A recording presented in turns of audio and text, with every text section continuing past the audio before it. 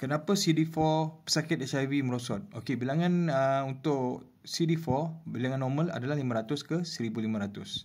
Jadi CD4 sebenarnya bertindak sebagai komander Angkatan Tentera. Kita boleh faham macam itulah untuk senang faham. Jadi CD8 adalah tentera yang terima arahan daripada CD4. Jadi pentingnya ada CD4 sebab CD8 hanya akan bertindak selepas terima arahan. Jadi CD8 akan attack virus HIV.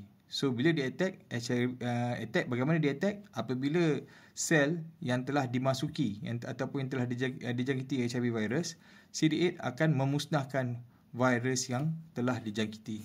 Okey. So apa lagi yang memusnahkan virus HIV di dalam tubuh badan manusia? Akan ada lagi satu yang kita panggil macrophage.